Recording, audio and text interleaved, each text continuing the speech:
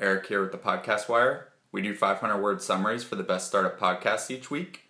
My question is, will smartphones and connected devices lead to podcasting eventually taking over terrestrial radio?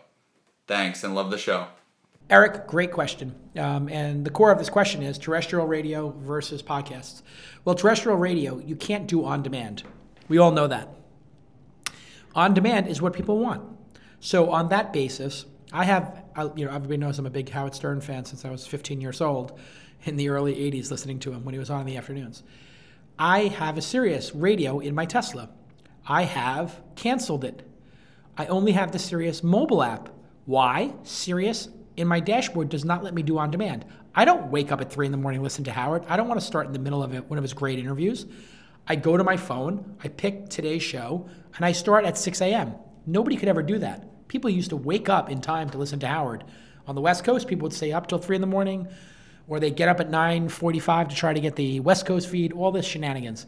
So on demand is going to absolutely decimate terrestrial radio. Terrestrial radio is going to be for poor people in old cars. And I don't say that to be cavalier, and I don't say that to be a jerk in any way. It's going to be a free option, but it's going to go away. Terrestrial radio is going away. Because if you love a show, well, you want to listen to the last 3 Howard Stern shows, or the last 3 episodes of Freakonomics Radio, or last 3 Tim Ferriss shows before you do anything else. You can't do that on terrestrial radio.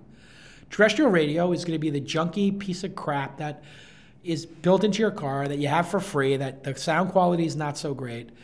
And shows with episodes and binge watching are going to win. We see this happening with Amazon and Netflix. Young people are not interested in, appointment viewing, generally speaking. They want to binge. And you know what? There are some shows you'll appointment watch because you can't binge them, like Walking Dead and Game of Thrones. Okay, so be it. I'll tune in every week to watch Fear the Walking Dead. It's getting better. They at least had some zombies on the last episode. But I'll watch all the episodes of Mr. Robot, and what I do now is I wait for a season to end. So what all that adds up to is podcasting is perfectly suited for taking over terrestrial radio. I mean, who the hell wants to tune in and randomly not know what's going on if you had the option of listening to your favorite Adam Carolla, Tim Ferriss, Leo Laporte, This Week in Tech, or Gina and Jeff on This Week in Google. There's a lot of great shows, and you want to start. Tom Merritt's got a great show. You want to just start and listen to their last 5 episodes. Binge watching is really the trend that I think is going to kill terrestrial radio. Terrestrial radio needs to start thinking about becoming show producers as opposed to just show licensors. If you are a terrestrial radio station, I looked into buying them. It's just too much red tape, but I wanted to buy one in San Francisco. I might do that still. If I found a terrestrial radio station that I thought could become a platform to convert people to binge listening, I would do it. And if somebody came to me and said, hey, Jason, we're going to put This Week in Startups on the air. We're going to take 100% of the ad revenue from you, but it'd be a good deal. I might do it because I know that those people are going to go to the website. They're going to go subscribe to the podcast, and I could just convert them. So I think that terrestrial radio becomes a marketing tool to convert people to subscribe to your podcast, which has baked in advertising. It's a great question, and it's a great, exciting future for radio people if they're paying attention. But they have to change themselves from these hustling, smarmy sales teams that are trying to sell airtime and start thinking of themselves as a Netflix type organization or an HBO. The people who work at HBO are different than the salespeople who work at a local radio station, right? A sales-driven organization is not going to make Game of Thrones. They're not going to make The Sopranos. They're not going to make Narcos. They're not going to make, House of Cards. Transitioning. Orange is the New Black. How many great shows do we have to go through that? Oh, no, Transitioning? What was the show called? Transition? With Jeffrey Tambor? I forgot the name of it. Anyway, it's a great show. It's really funny about, people transitioning. So anyway, I am meandering now, Eric, but it's a great question, and love your summaries, by the way. Great job. I think there's a lot of opportunity in podcasting. And, listen, I did a podcast network 5 years ago, and I shut it down because I couldn't get it to work. And now I'm starting to think about, oh, my God, now's the time to make it work. This Week in Startups going to hit $1 million in revenue next year, maybe do 600,000 or 700,000 this year. This show is actually, a spare time thing for me. It's starting to become a really big, significant business. And so I think that podcasting if the individual who's doing it is willing to lose money for 2, 3, 4 years on their time, in years 4, 5, or 6 could become a significant business if you have gravitas in your space. So I encourage anybody who has gravitas in their space and who wants to give up 5 hours a week to do 1 hour of radio or half an hour and lose a couple $1,000s a month doing it, do that for 4 years. You'll get profitable. It'll take you 4 years and an investment of $250,000 of your time and producers and whatever. But by year 5, you might actually hit break even 4 or 5. And if you do, it can be a really wonderful experience. I look at Kevin Pollak, who, we started our podcast together.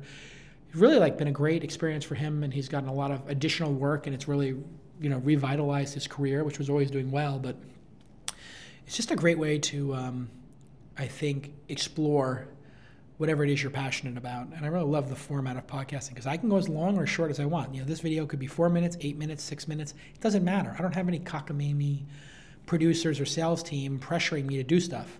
I do it my way, for better or worse. And I could talk for an hour right now if I wanted to. I could talk for 5 minutes. It's my choice.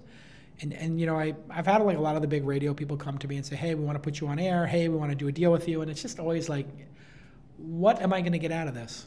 So I say no every time. I literally have been offered a dozen times to be on terrestrial radio, satellite radio, all these different things. And it just never makes sense because they're like, okay, we're going to do an hour. We're going to do this. You do this many commercial breaks. You da-da-da-da. It's I don't want to do any of that stuff. I just don't want to do it. I don't want to be on at a set time.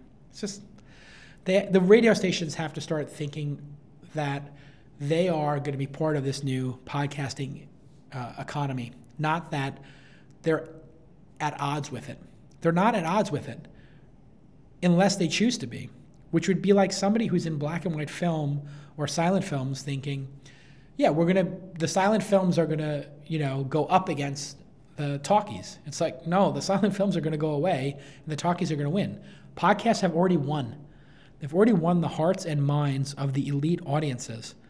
It's only a matter of time before, it has everybody's imagination. And it really, when Apple starts putting a podcasting app on every phone, kind of the writing's on the wall. And I knew this when Adam Carolla got kicked off terrestrial radio, and my FedEx guy showed up. It was year 1 of his podcast, and the guy was listening to Adam Carolla on a jam box. And I said, oh, you were listening to Adam Carolla's podcast? He's like, yeah, it's really easy. I go into iTunes, I take the RSS feed, and I paste it in. And this is back when you had to paste in the RSS feed. It was hard to do. But he's like, yeah, it's not that hard. Now it's you just open up any app and you type in podcasts. There's a million of them. So anyway, great question. And I'm really excited about the podcasting future. Hey, everybody. Thanks again for listening to this Ask Jason episode brought to you by our friends at Pivotal. You can go see them at pivotal.io and at Pivotal on Twitter. They do a great job working with companies to build some of the most elite and awesome apps in the world. A lot of my good friends work over there, just super smart people. And we have a really deep, long-standing, multi-year relationship with them to put on conferences that help founders learn more about emerging topics. And Launch Mobile is happening for the second time. We call it Launch Mobile Wearables and IoT, Internet of Things. And we're doing that in conjunction with our friends at Pivotal. My friend Sandeep over there, Sunny, and I are co-hosting along with Peter Rojas, the founder of Gizmodo and Engadget. So the three of us are really looking for the things that capture our attention with our editorial team and getting them on stage so we can ask them the hard questions and really think about the future of wearables, the Internet of Things, mobile. It's really changing everything in the world because the 7 billion people on the planet, more than half of them are going to skip the desktop revolution and go directly to mobile. It's a really, really amazing sea change, paradigm change, and it's going to be huge for entrepreneurs.